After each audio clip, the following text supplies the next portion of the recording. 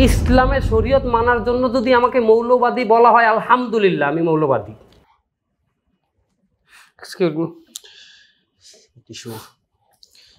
তো আমি চিন্তা করলাম মানুষের এতটুকু জীবন, এই জীবনে আমাদের দেখতে চাইছে এর চেয়ে বড় পাওয়ার নাই আমাদের কাছে। দর্শক স্বাগত জানাচ্ছি ফেস দ্য পিপলের বিনোদন বিষয়ক আড্ডা স্টার ভিউজ। আপনাদের সাথে আছি আমি মেহেদি হাসান। আজ আমার সাথে আমাদের স্টুডিওতে উপস্থিত আছেন বাংলাদেশের বর্তমানের সবচেয়ে জনপ্রিয় এবং আলোচিত দুই মুখ, জনাব রাকিব হাসান এবং খায়রুল ইসলাম। আমি জনাব রাকিব হাসান এবং খায়রুল ইসলাম দুজনের কাছে ছোট্ট করে একটু প্রথমে জানতে চাব, ফ্যামিলি এন্টারটেনমেন্ট এই চ্যানেলটার যাত্রাটা কীভাবে, শুরুটা কীভাবে? এটা চ্যানেলটার যাত্রাটা আসলে আমি শুরু করেছিলাম। তো আমাদের আসলে ফ্যামিলির মধ্যে আমাদের রাকিব হাসান, আমাদের দর্শকরা আসলে যেটা জানে না সেটা হচ্ছে রাকিব হাসান ভাই খুব ভালো গান গাইতে পারতেন, গজল গাইতে পারতেন। আচ্ছা, আমি শখের বসে একটা চ্যানেল খুলেছিলাম, যেখানে আমি চেষ্টা করেছিলাম যে আমাদের রাকিব হাসান ভাই এবং আমার গজল বা গানকে ব্রডকাস্ট করার জন্য। যেহেতু আমরা ফ্যামিলির মেম্বারদের জন্য চ্যানেলটা খুলেছিলাম, তো আমি চ্যানেলটার নামকরণ করেছিলাম ফ্যামিলি এন্টারটেইনমেন্ট। আচ্ছা আচ্ছা। তারপরে আস্তে আস্তে আসলে রাকিব ভাই যখন চ্যানেলটা দেখলো, রাকিব ভাই যখন এখানে পরিচালনা শুরু করলো, তারপর আস্তে আস্তে মানুষের কাছে চ্যানেলটা আলহামদুলিল্লাহ জনপ্রিয়তা পাইল। মানে আমাদের রাকিব ভাইয়ের কাছ থেকে আজকে আমরা গান গজল দুইটাই শুনতে পারবো। আচ্ছা, আপনাদের টিমের বর্তমান সদস্য কতজন আছে? আমাদের অন স্ক্রিন আর স্ক্রিনের পিছনে অফিসিয়াল যারা আছে, এডিটিং প্যানেলে যারা আছে, সব মিলিয়ে প্রায় আপাতত এখন আছে 25 জনের মতো। বাট স্ক্রিনের সামনে অভিনয় করে এরকম সংখ্যা আছে 14 জন, বাকি 11 জন স্ক্রিনের পিছেই থাকে। আচ্ছা, সত্যি কথা বলতে রাকিব ভাই, জিসান ভাই আপনাদেরকে মানে এমন সিরিয়াস অবস্থায় আমরা অন স্ক্রিনে কখনোই দেখিনি, তো এইভাবে দেখতে আমাদের ভালো লাগছে না। আপনার যেহেতু আপনি অভিনয় করেন, যে একটা ওই স্টাইলে একটু কিছু বলেন যাতে আমাদের দর্শকরা একটু সেই মুহূর্তটা ফিল করতে পারে। আসলে স্ক্রিনের সামনে যখন আসি না, তখন আমার যেই প্রয়োজন, ওই প্রয়োজনের তাগিদে আমার ওইভাবে কথা বলতে হয়। আমি মাঝে মাঝে অনেককে বলি, অনেকে আমাকে রাস্তায় যখন ধরে বলে যে ভাই আপনার অভিনয়ের সময় আপনার যেই কথা, যেই টোন, ওই টোনটা তো এখন পাই না। মানে বারবার জিজ্ঞেস করো। অনেক সময় আমার মাঝে মাঝে কিছু সময় বিরক্ত লাগে, বিরক্ত লাগার পরে আমি তাহলে বলি ভাই আপনার যেই কথা আপনি অভিনয়ের সময় বলেন, ওই কথা এখন কেন বলতেছেন না, বুঝলাম না। মানে মাঝে মাঝে যখন বিরক্ত হয়ে যায় তখন উত্তর দেই কোনটা জানেন? শুনতে একটু খারাপ লাগতে পারে, একটু তিক্ত হইতে পারে, কিন্তু এটা বাস্তব। মিশা সওদাগর অনেক সময় দেখা যাচ্ছে কি অন স্ক্রিনে একটা সিনেমার ভিতর ধর্ষণের একটা সিন আছে, আসলে বাইরে কি উনি ধর্ষক? ওইটা ওনার কাজ না, ওইটা ওনার পেশার তাগিদে ওনাকে করাচ্ছে ওইটা, বাট এটা তো বাস্তবও না, আলাদা জীবন আছে। আমরা বাস্তব জীবনে আমরা কথা এরকমই বলি, কিন্তু স্ক্রিনে ওইটা বলতে হয়, পাবলিক ওইটাকে নিছে। আচ্ছা, আপনাদের এবার একটু কন্টেন্টের দিকে আসা যায়। সেটা হচ্ছে আপনারা প্রায় সব ভিডিওতেই একটা শিক্ষণীয় ব্যাপার রাখার ট্রাই করেন। এই বিষয়টা আসলো কীভাবে আপনাদের মাথায় যে আমরা শিক্ষণীয় বিষয়গুলোই এই একটা প্রত্যেকটা কন্টেন্টে রাখার ট্রাই করবো? এই বিষয়গুলো কীভাবে আসলো? আসলে আমরা শুরু থেকেই চেষ্টা করেছি যে আমরা যেই কাজগুলো করব এটা দ্বারা যেন সমাজের প্রত্যেকটা সেক্টরে, প্রতিটা মানুষের কাছে এইটার একটা সাইন থাকে, এটার দ্বারা মানুষ কিছু না কিছু যেন শিখতে পারে। যদি শিক্ষণীয় কোনো বিষয় না দিয়ে আমি প্রতিদিন একই টাইপের জিনিস দিয়ে যাই, বিনোদন বা ইমোশনাল কোনো কিছু চালিয়ে যাই, তাহলে আমার মনে হয় না এটার দ্বারা সমাজের কিছু পরিবর্তন আসবে। হাসি তামাশার দ্বারা সমাজের পরিবর্তন আসে না, বা আপনি ইমোশনাল কোনো নাটক বানালেন, এটার দ্বারাও সমাজের কোনো পরিবর্তন আসবে বলে মনে হয় না। যেহেতু আমাদের সমাজের অনেক কিছুর পরিবর্তন দরকার, তাই আমরা চিন্তা করছি আমরা শুরুর থেকেই শিক্ষামূলক যে কোনো ব্যবস্থা রাখবো আমাদের নাটকের ভিতরে। আদারওয়াইজ আমরা নাটক যেভাবে অ্যাজ ইউজুয়াল মানুষ করবে ওইভাবে করবো না। তাছাড়া আসলে জনগণের কাছে আমাদের একটা দায়বদ্ধতা আছে, সেটা হচ্ছে যেহেতু জনগণ আমাদের বিনোদন দেখে আমাদেরকে পছন্দ করেছে এবং আলহামদুলিল্লাহ আমরা জনগণকে একটা কথা বললে তারা সেই জিনিসটাকে সাধারণভাবে না নিয়ে সেটাকে অত্যন্ত গুরুত্বের সাথে নেয়। তো এখানে আমাদের একটা দায়বদ্ধতা থাকে যে তাহলে যেহেতু জনগণ আমাদের কথা শুনছে, অবশ্যই তাদের শিক্ষামূলক কিছু শোনানো দরকার আছে আমাদের। তাদের শিক্ষা দেওয়ার দরকার আছে। যে জিনিসটা আসলে সমাজে একটা সমস্যা সৃষ্টি করতে পারে, এটা থেকে কিভাবে প্রতিকার পাওয়া যায়, অথবা এটা থেকে ব্যক্তিগতভাবে সবাই কিভাবে সচেতন থাকতে পারে, এটার জন্য আমাদের যে দায়বদ্ধতা, এই দায়বদ্ধতার জায়গাতে হলেও আমাদের আসলে মানুষকে শিক্ষামূলক কন্টেন্ট দিতে হয়। অবশ্যই রাকিব ভাই, জিসান ভাই, খায়রুল ভাই, স্যার আপনার নামটা ভুল হচ্ছে, খায়রুল ইসলাম, আপনাদের কন্টেন্টে কখনো কোনো মেয়ে দেখা যায় না, সরাসরি কোনো মেয়ের উপস্থিতি থাকে না। তো এই বিষয়টা নিয়ে অনেকেই পছন্দ করে, আবার অনেকেই সমালোচনা করে যে নারী বিদ্বেষ বা এখানে নারীদের কোনো স্থান নেই বা নারী বিদ্বেষের একটা কথা উঠে। এই বিষয়টা নিয়ে আপনাদের মতামত? আমি কেন আমরা কন্টেন্টে মেয়ে রাখি না, এই কোশ্চেনের অ্যান্সারে পরে যাচ্ছি। আগে নারী বিদ্বেষী এই কথাটার অ্যান্সারে আসতেছি। এই যে সম্প্রতি হচ্ছে আপনাদের একটা কন্টেন্ট দিয়েছে নারী সংস্কার, ওইটার পরে হচ্ছে আরো বেশি জিনিসটা চড়া হয়েছে এই বিষয়ে। আসলে নারী বিদ্বেষী এইটা আমরা কখনো কারো কাছে শুনিনি। আমরা আসলে ওই সমস্ত নারীকে নিয়ে কাজ করছি। আমাদের বিদ্বেষী নারীরা হবে না। আমার আঞ্চলিক ভাষায় বলে যে মর্দা নারী বুঝছেন, অর্ধেক বেডা অর্ধেক মাতারি, এরা বিদ্বেষী হইতে পারে। আচ্ছা আচ্ছা। আর আমরা যাদের নিয়ে কাজ করছি এরা হলো মর্দা নারী, এরা অরিজিনাল নারী না। আমি একজন মুসলমান, ইসলাম নারীকে সব থেকে বেশি, দুনিয়ার সব থেকে বেশি অধিকার দিয়েছে ইসলাম, এর থেকে বেশি অধিকার কেউ দিতে পারেনি। তো আমি সেই ইসলামের শরীয়ত অনুযায়ী চলাফেরা করি। তো আমি আমার মাকে যেই পরিমাণে সম্মান দেই, যেই পরিমাণ মা আমার কাছ থেকে যেই পরিমাণে আমার মা যেই পরিমাণে সম্মান পায়, ইজ্জত পায়, আমার বোনরা যেই পরিমাণে ইজ্জত পায়, সম্মান পায়, তো এই পরিমাণ ইজ্জত আর সম্মান তো আমি তাকে দিব না যে অর্ধ উলঙ্গ হয়ে আন্দোলন করবে যে সমান অধিকার দাও, পুরুষের সমান অধিকার দাও। একটা পুরুষ যেই কাজ করতে পারবে একটা নারীর সমান অধিকার দিলে সেই কাজ কি মহিলা করতে পারবে জীবনেও? আর সবচেয়ে বড় কথা কি জানেন, আমার শরীয়ত যেটা বলছে এর বাইরের কোনো কাজ তো আমি অ্যালাউ করতে পারবো না, এর বাইরের কোনো কাজের সাপোর্টও আমি করতে পারবো না। আসলে এক কথায় বলতে গেলে আমরা নারী বিদ্বেষী না, মর্দা টাইপের নারী বিদ্বেষী। এখন বিষয় হচ্ছে যে ভাইয়া যে জিনিসটা বললো, আমরা নারীদেরকে সমান অধিকার, এই জিনিসটা যদি কেউ প্রশ্ন তোলে আমরা সমান অধিকার দিতে রাজি কিনা, আমরা নারীদেরকে সমান অধিকার না, আমরা নারীদেরকে পুরো 100% অধিকার দিয়ে দিতে চাই। আমরা চাই নারীরা আমাদের কাছে যত্নে থাকুক, আমাদের মাথায় থাকুক, বাট আমরা চাই না তারা পুরুষ যেটা করে বা যেটা আসলে পুরুষকেই সাজে সেই জিনিসটা করুক। যেমন আমেরিকার যে কালচার, এই কালচারটা বাংলার মানুষের মধ্যে যদি আনা হয় তাহলে অবশ্যই বাংলার মানুষ আর বাঙালি থাকবে না, তাদের কালচার হয়ে যাবে আমেরিকান। এবং এই জিনিসটা আমরা কেউই পছন্দ করি না। কিন্তু তাহলে এই জিনিসটা আমরা কেন নারী পুরুষের ক্ষেত্রে আমরা কেন মানি না?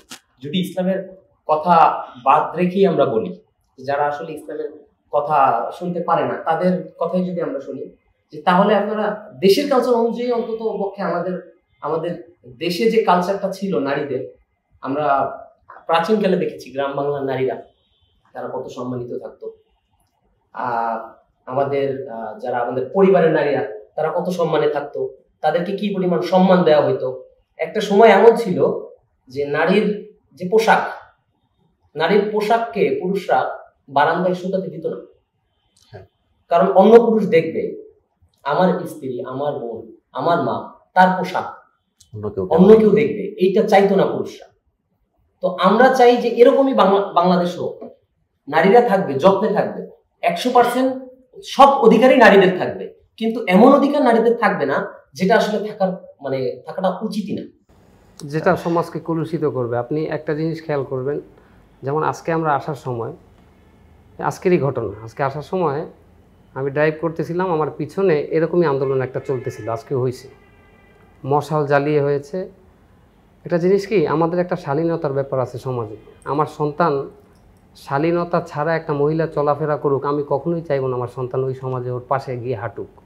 তো যাদেরকে আমি আন্দোলন করতে দেখছি কারো শালীনতা নেই, তাদের ড্রেসের ঠিক নেই।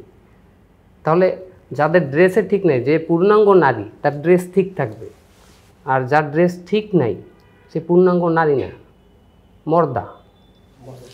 আচ্ছা রাকিব ভাই, সম্প্রতি আরেকটা কন্টেন্ট আমাদের খুব হাই ফেলেছে, সেটা হচ্ছে পার্টি অফিস। এটা একটা পলিটিক্যাল টাইপেরই। তো এই পার্টি অফিস পাবলিশড হওয়ার পর কোনো দল থেকে বা ব্যক্তিগত কারো থেকে কি কোনো ধরনের হুমকি বা হচ্ছে কোনো কিছু পেয়েছেন কিনা, কোনো বার্তা পেয়েছেন কিনা? আচ্ছা, আমাদের আসলে আগে পিছে এরকম হুমকি ধামকি এগুলো আসছে, কিন্তু দেখা যাচ্ছে কি যারা হুমকি ধামকি দেয় এদের থেকে আমাদের শুভাকাঙ্ক্ষীর সংখ্যা অনেক বেশি, এই জন্য পেরে ওঠে না। আর আলহামদুলিল্লাহ এবার যারা যারা এরকম চেষ্টা করেছে, যারা যারা ইঙ্গিতে বা সশরীরে হুমকি ধামকি দেওয়ার চেষ্টা করেছে, তাদেরকে আমি দাওয়াত দিছি যে আমার পার্টিতে আসো, কারণ তোমরা যেভাবে হুমকি ধামকি দিচ্ছ তোমাদের জন্যই এই পার্টি। পার্টি তো দুইটা, আপনি কোনটা দেওয়া দিয়েছেন?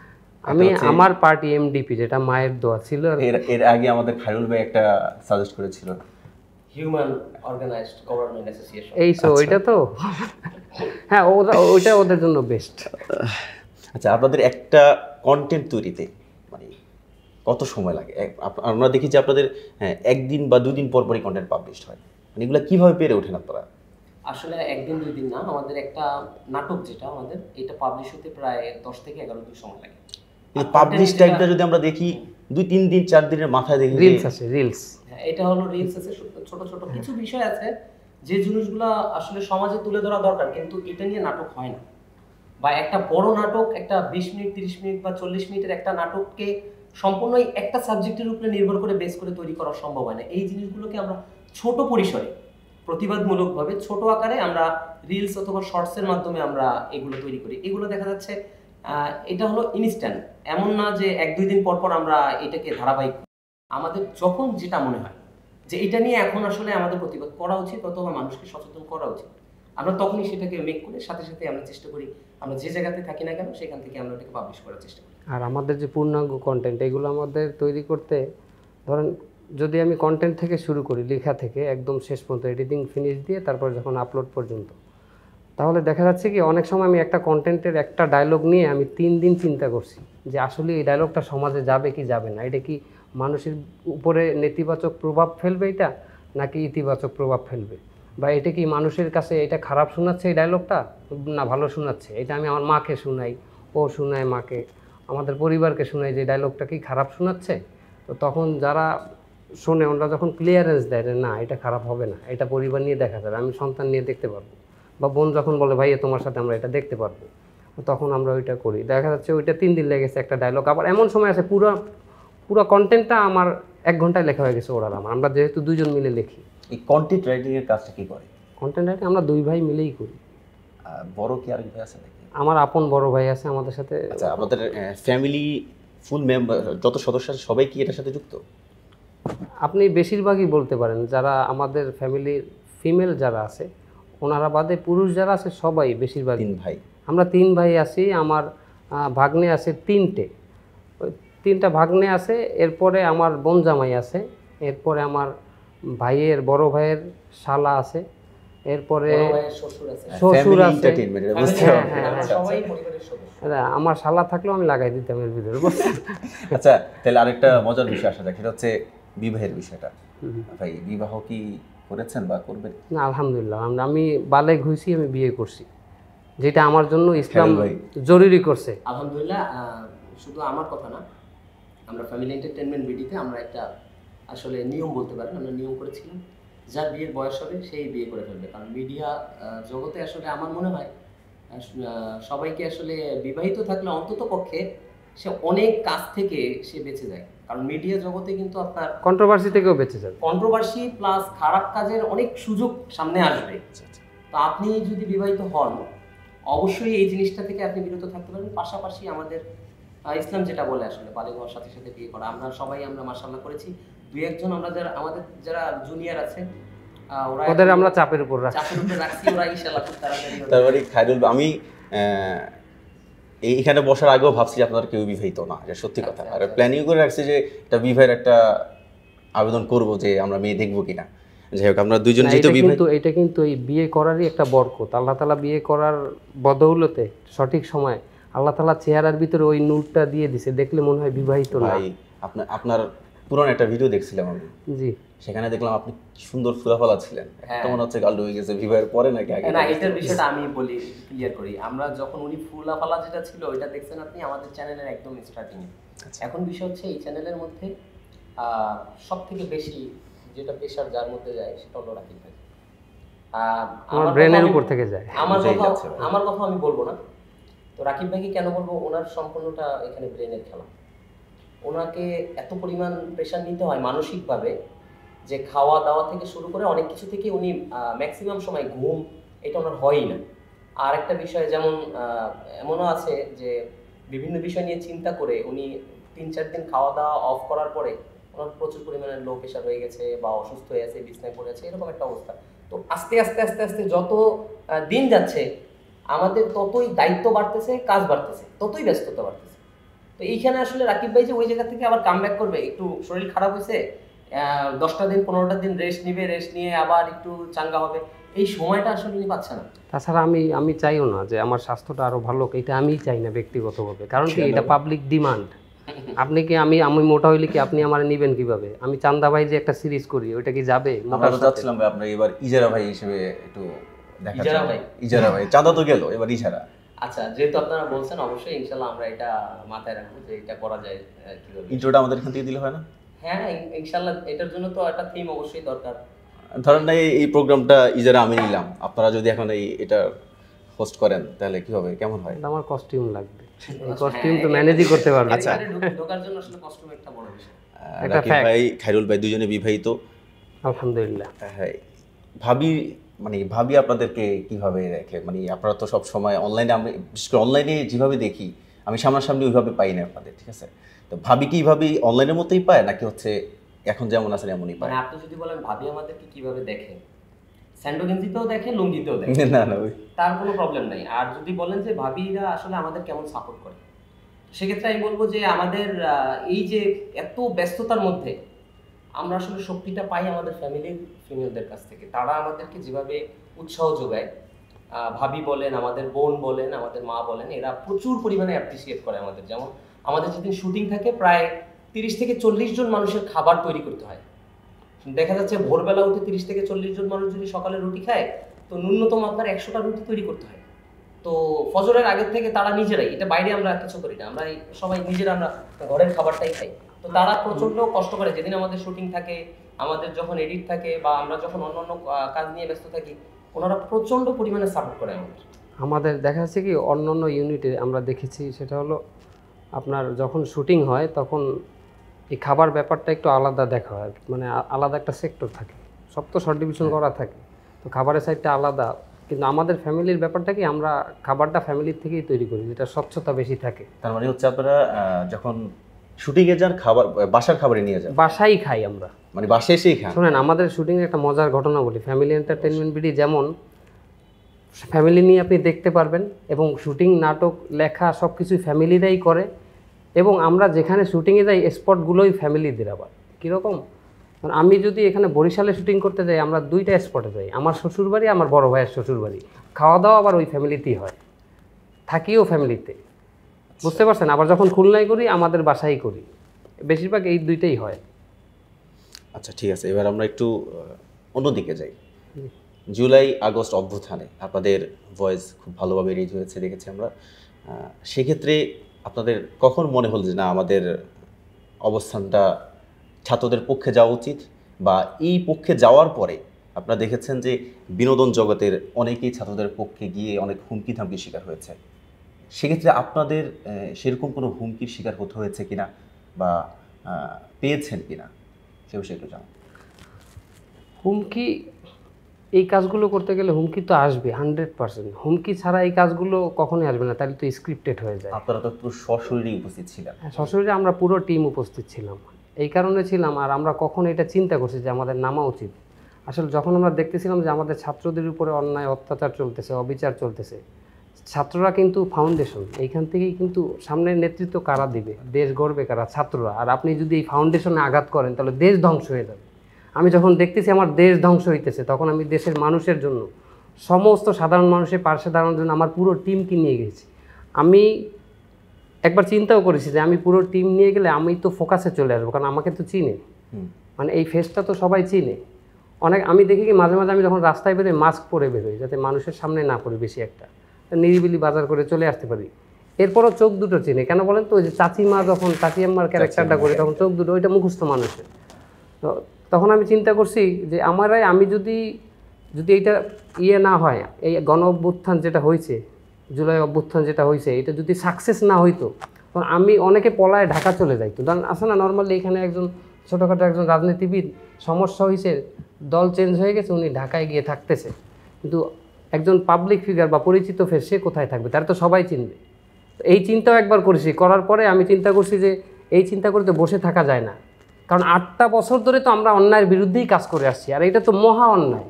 এর বিরুদ্ধে যদি আমরা না দাঁড়াই, আমার ভাইয়ের প্রতি আমার অন্যায় হবে, আমার ভাগ্নের প্রতি হবে, আমার সন্তানের প্রতি হবে, কারণ এরা প্রত্যেকেই স্টুডেন্ট। একটু আগে আপনি একটা কথা বলতেছিলেন যে আপনাকে মনে হয় হুমকি দেওয়া হয়েছে, তখন আপনি একটা জবাব দিয়েছেন, ওই বিষয়টা একটু আবার একটু ক্লিয়ার করলে কি হয়েছিল? ব্যাপার হল কি, হুমকি বিভিন্নভাবে দিয়েছে ওই সময় না। আমি একটা কথা বলি, যেমন ধরেন বিগত সরকারের আমলে আমি আসলে সমালোচনা করতে কম পছন্দ করি। বিগত সরকার আমলে অনেক ইউটিউবারদের আমরা দেখেছি যে সরকার ডেকেছে, গিয়েছে, শোনা গেছে অনেকের বান্ডিল টাকা নিয়ে আসছে, এগুলোর ডকুমেন্টও আছে। অনেক ইউটিউবার আমাদেরকে এরকম অফার করছে, যাওয়ার কথা বলছে।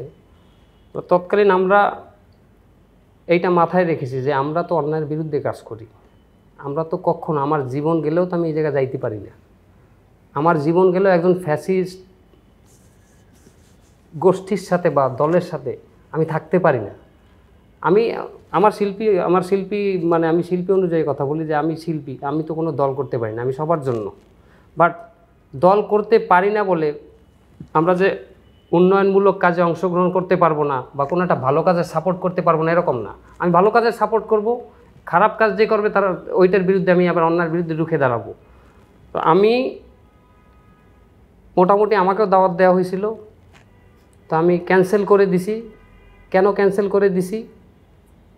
যে এইটা আমাকে হত্যা করলেও পসিবল না, আমাকে নিয়ে আপনি অন্যায় কাজ করাবেন, আমাকে আপনি যদি খুনও করে ফেলেন, 100 কোটি টাকাও আমার হাতে দিয়ে বলেন যে এই অন্যায় কাজটা শুধু করে, এটা আমার দ্বারা, ফ্যামিলি এন্টারটেনমেন্ট বিডির দ্বারা পসিবল না। কারণ আমরা তো মানুষের কাছে অন্যায়ের বিরুদ্ধে কাজ করি, মানুষ আজকে আমাদেরকে এই জায়গায় আনছে, আল্লাহ তাআলা আমাদেরকে এই জায়গায় নিয়ে আসছে। আর আল্লাহ তাআলা আমাদের দুনিয়াতে পাঠাইছে কিসের জন্য? সৎ কাজের আদেশ আর অসৎ কাজের নিষেধ করার জন্য।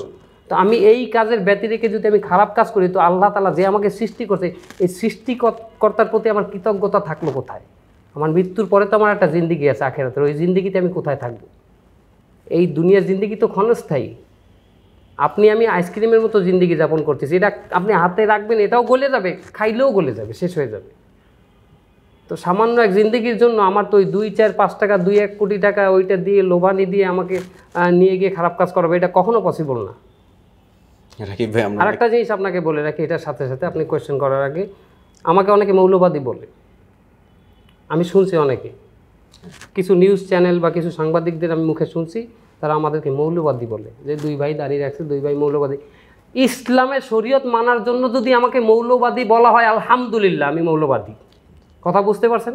অবশ্যই। আমি এই মেসেজটা এতদিন কারো কাছে দিই নাই, ফেস দ্য পিপলে কেন এই মেসেজটার অ্যান্সার দিচ্ছি? এইটা আমার সেই প্ল্যাটফর্ম, যেই প্ল্যাটফর্মকে আমি জুলাইয়ের সাথে পাইছি। গণ অভ্যুত্থানে ব্যাপক ভূমিকা রাখার মতো একটা প্ল্যাটফর্ম আমার চোখে পড়ছে, অনলাইনে আমি সবসময় দেখছি, কথা বলছে সাধারণ মানুষের পক্ষে, ফেস দ্য পিপল। আপনাকে অসংখ্য ধন্যবাদ রাকিব ভাই। আচ্ছা, অনেক সিরিয়াস হয়ে গেছি আমরা, এবার একটু হাসি খেলা আসা যাক। কোনো শুটিংয়ে গেলে আপনাদের সবচেয়ে মজার কোনো ঘটনা মনে আছে কি? মজার ঘটনা বলতে কীরকম? ওই যে মনে রাখার মতো কোনো ঘটনা ঘটে না? এটা 2 টাইপের হইতে পারে, একটা হাসির মজার, আর একটা হইতে পারে যে মনে রাখার মতো অন্তরের দাগ কেটে রয়েছে, এরকম। ইমোশনাল একটু পরে বলি আমরা, মজারটাই বলেন। বল। মজা সবসময় শুটিংয়ে যদি মজা বলি, মজা তো আপনাদের শুটিংয়ে অল টাইমই হয়, দেখি আমরা রিলসগুলোতে। আগে একটু বলে রাখা বলো যে দেখেন, আমরা বিনোদনের মাধ্যমে আমরা একটা শিক্ষণীয় মেসেজ দিই, আমাদের নাটকটা সম্পূর্ণ করি, এই জন্য আমাদের সবসময় হাসি খুশি থাকতে হয়। আপনি হাসি খুশি না থাকলে বিনোদনের আপনার কনসেপ্ট আসবে না মাথার ভিতরে, বুঝতে পারছেন? আর আমরা কিন্তু স্ক্রিপ্টটা আমরা অন দ্য স্পটে আমরা ইম্প্রোভাইজিং করি, বুঝতে পারছেন? আপনি যেটা আমরা করে নিয়ে গেছি ওটার ভিতরে সীমাবদ্ধ থাকি না। আমি স্ক্রিপ্ট করি না, আমি ফুল স্ক্রিপ্ট কখনোই করি না, কারণ কি ওইটা একটা প্যাটার্নে আপনি বন্দি হয়ে আছেন, আমার কাছে বন্দি লাগে। এই জন্য আমি অন দ্য স্পটে আমরা ইম্প্রোভাইজিং করি। আজ পর্যন্ত এই যে আমরা 375টা নাটক করছি, বাংলাদেশে একটা চ্যানেল যেটা 375টা নাটক বানাইছে, একই চ্যানেলে 375টা নাটকই 10 লাখের উপরে ভিউ আছে সর্বনিম্ন। হ্যাঁ, এবং 375টা নাটকে আমরা 2 ভাই লিখছি, বাইরের কেউ লিখিনি। তো এই 375টা নাটক আমাদের ওই সেন্স দিয়ে লিখছি, মজায় থাকছি, হাসি খুশি থাকছি, ইম্প্রোভাইজিং করছি, কখনো স্ক্রিপ্ট করে এরকম ওর হাতে ধরাই দেয়নি। ও তো স্ক্রিপ্টের ভিতরে সীমাবদ্ধ হয়ে যায়, আমি অন দ্য স্পটে ওদেরকে বুঝাইছি। তার মানে কি স্পটে কোনো মজার ঘটনা ঘটেনি? এরকম মজার দু একটা ঘটনা ঘটছে না যেগুলো হচ্ছে আপনার মনে রাখার মতো? একটাই বলেন যেটা মনে রাখার মতো, যেটা আমার সাথে ঘটছে, এটা আমার আজীবন মনে থাকবে। একটা মজার ঘটনা বলি, সেটা হচ্ছে আমরা শুটিং করতে আমরা ইউনিট সহ আমরা নেপালে গেলাম।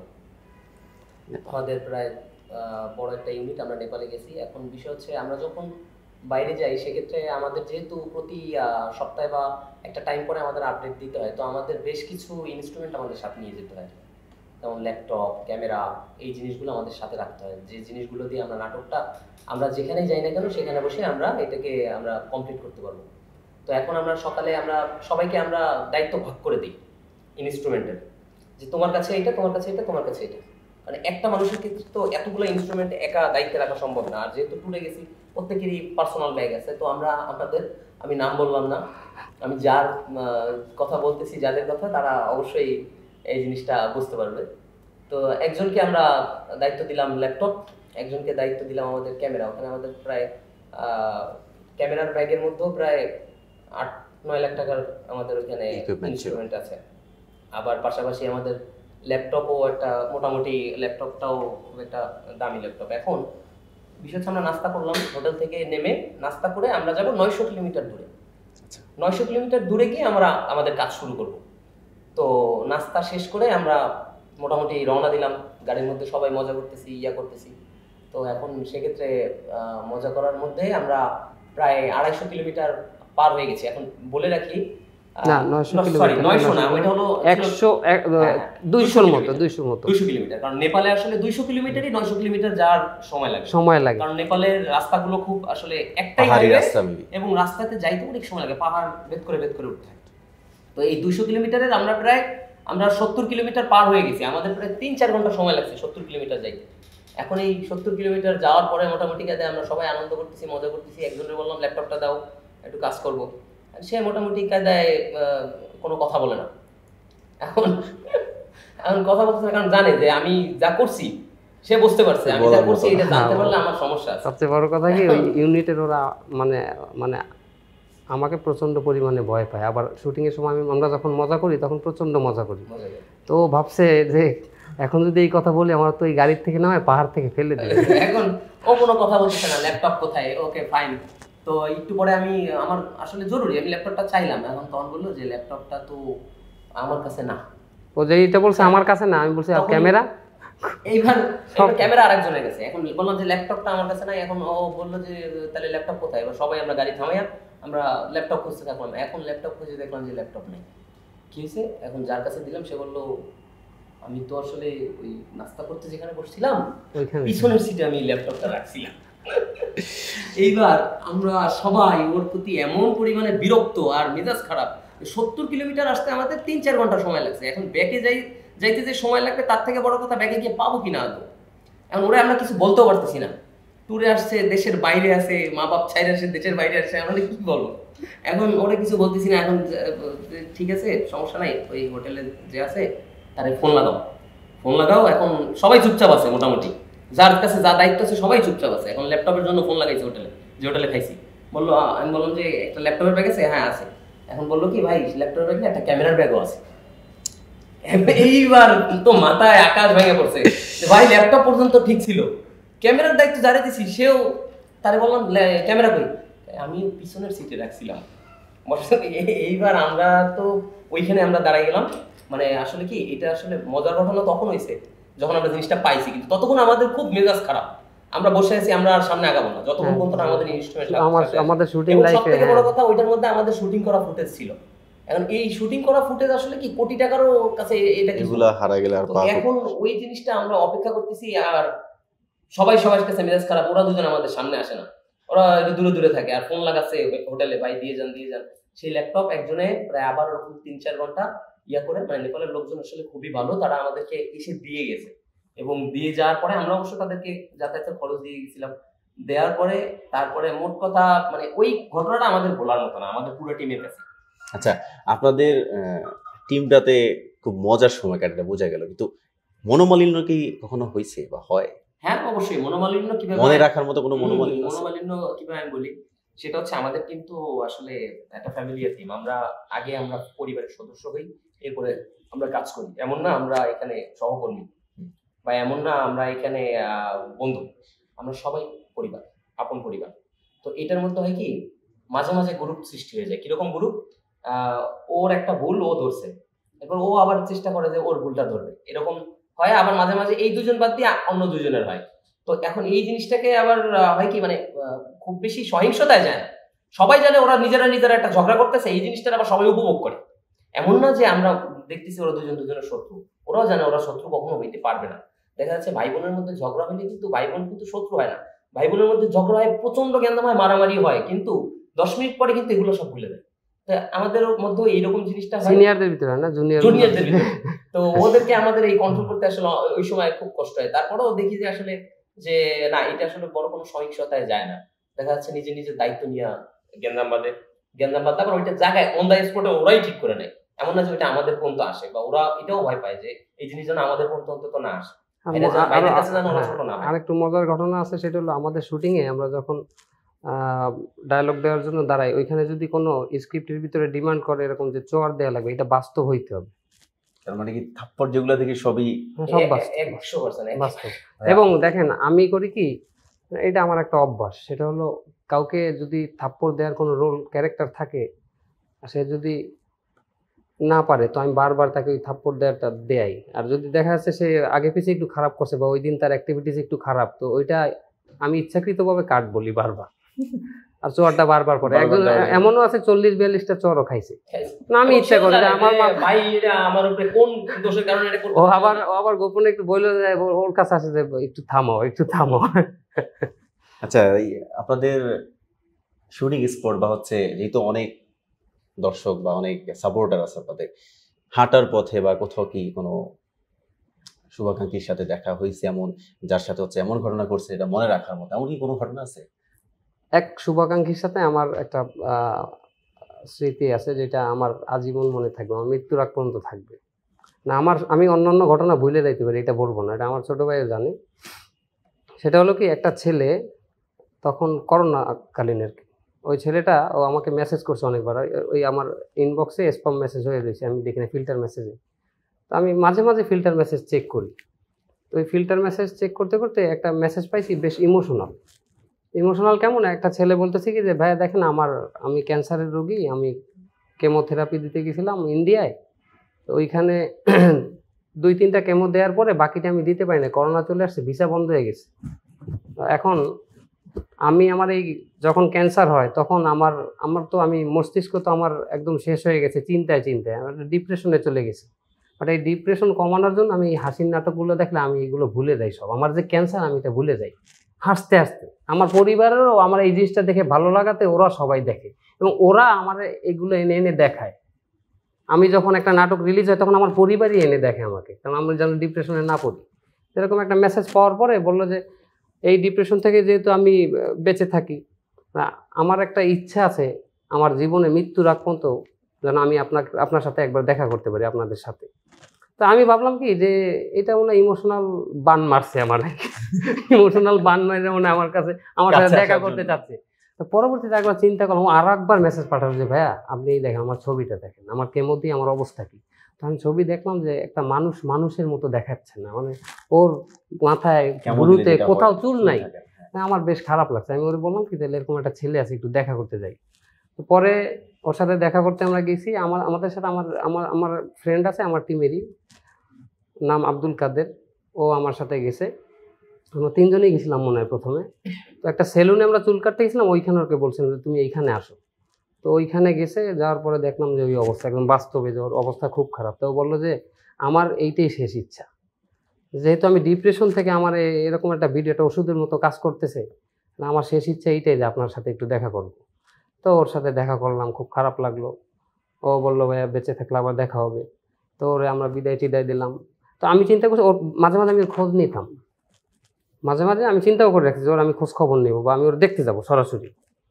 তো তো আমি এরকম প্ল্যান প্রোগ্রাম নিয়েছি যে আমি ওকে দেখতে যাব ঠিক 1 মাস পরে, যে ওকে দেখতে যাবো বা ওতে কোনো একটা সহযোগিতা করার চেষ্টা করবো আমরা ফ্যামিলি এন্টারটেইনমেন্টের তরফ থেকে।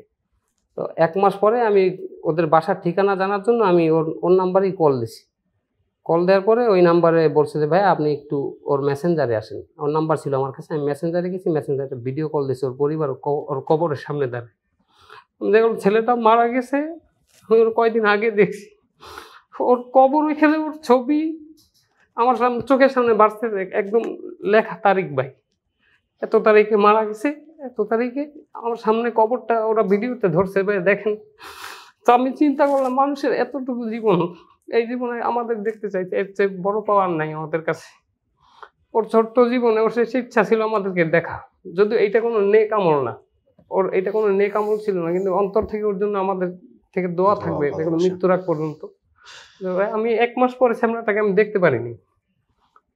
ওর মা, ওর বোন সবাই আমাকে ওই কবরটা দেখে, এই দেখেন ভাই ওর, এক্সকিউজ মি। টিস্যু। যাই হোক রাকিব ভাই, আহ,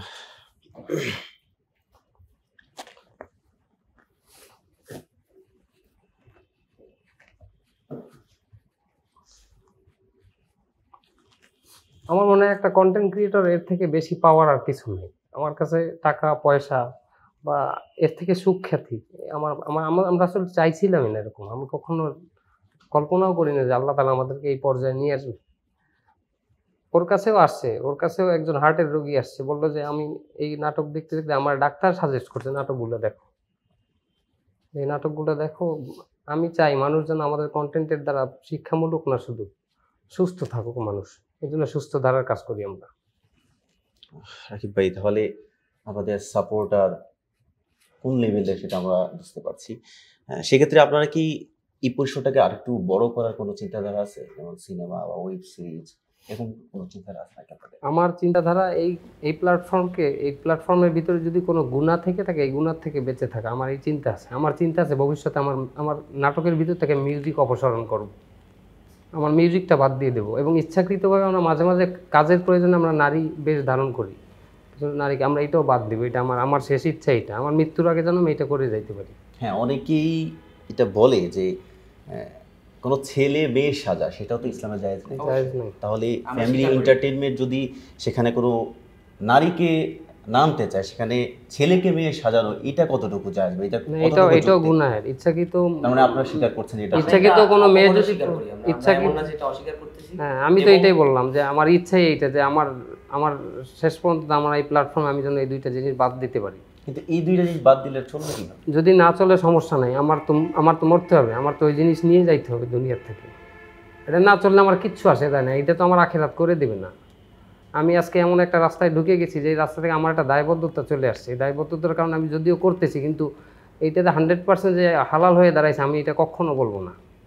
যেটা হালাল না ওইটা হালাল না, এটা আমার কাছে, আমার প্ল্যাটফর্মে এই দুইটা জিনিসই গুনাহের আছে, মিউজিক আর হলো ইচ্ছাকৃতভাবে আমরা মেয়ে সাজাই। একটা বিষয় আমি বলি, সেটা হচ্ছে যেহেতু ফ্যামিলি এন্টারটেইনমেন্টের যে সদস্যরা আছে বা অভিনেতারা আছে, এরা সবাই কেউই আসলে প্রফেশনাল অভিনেতা হয়ে তারপরে আমাদের প্ল্যাটফর্মে আসে নাই, বা কেউই আগে থেকে অভিনয় শিখে আসেনি।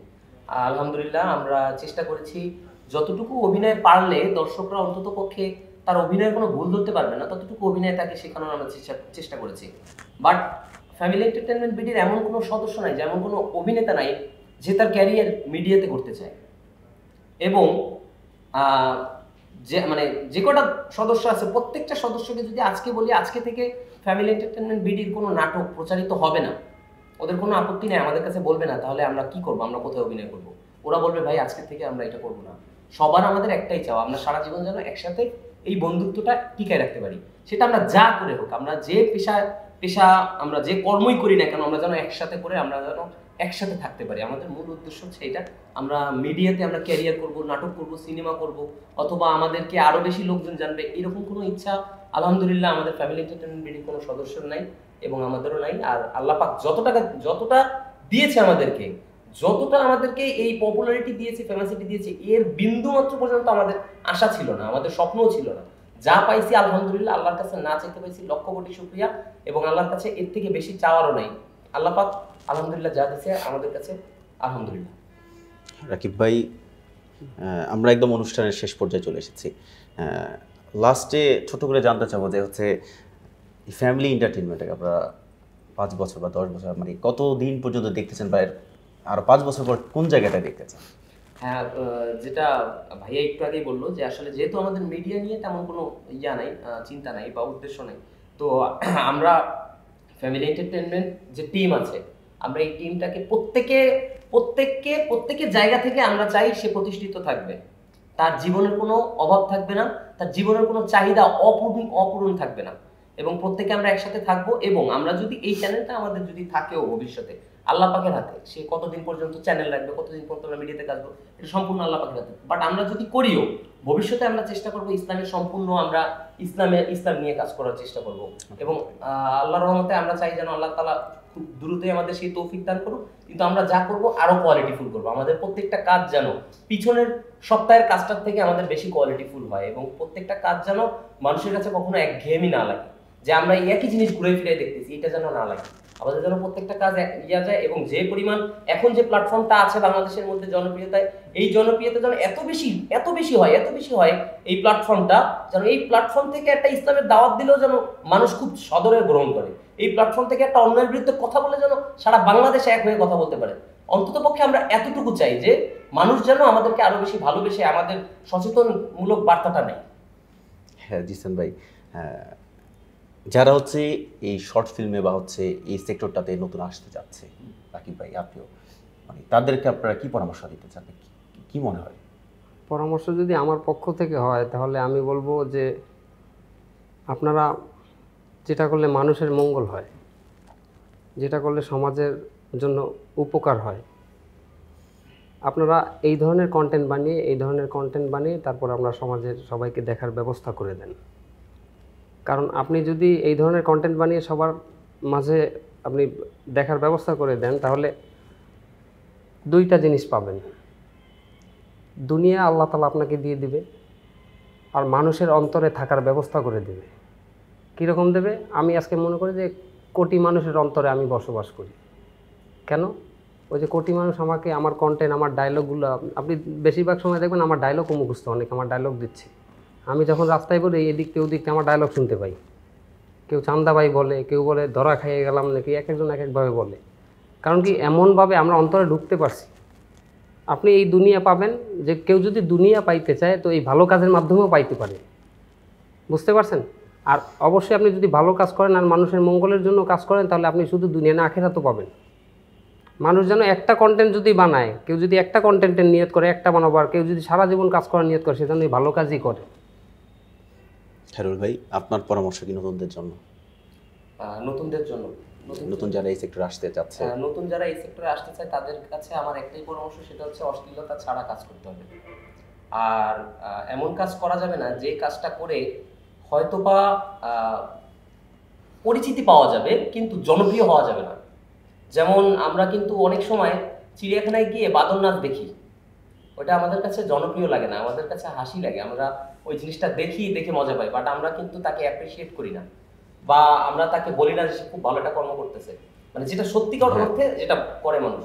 কিন্তু যে জিনিসটা ভালো কাজ, সেটা যদি 10 জন দেখেও যদি সেটাকে শুধুমাত্র সে তার কাছ থেকে মনে হয় এটা গ্রহণযোগ্যতা আছে, এটা আসলে সে একটা ভালো কাজ করেছে, এটা শুধুমাত্র পরিচিতি না, এটা জনপ্রিয়তা পাওয়ার মতো যোগ্যতা রাখে, সেই কাজটা করতে হবে।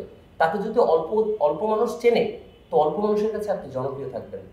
আর যদি আপনি এমন কাজ করেন যেটা শুধু পরিচিতি লাভের জন্য, মানে মানুষ শুধু দেখার কাজ বাদর নাচের মতো দেখবে, তাহলে সেটা জনপ্রিয়তা হবে না, এটা শুধু পরিচিতি লাভ হবে।